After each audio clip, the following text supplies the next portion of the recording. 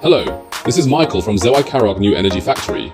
The power of solar panels we provide as 5 watts, 6 watts, 10 watts for security camera, 14 watts, 21 watts, 30 watts, 40 watts, 60 watts for portable solar PV, big power like 100 watts, 200 watts, 400 watts, can be foldable and easily to use.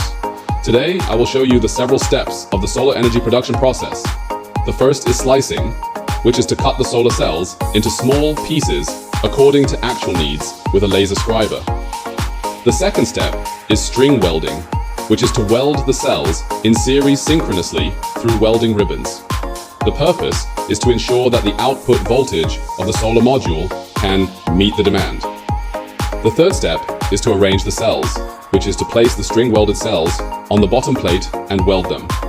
The fourth step is stacking, which is to stack the cut EVA in order. The fifth step is lamination.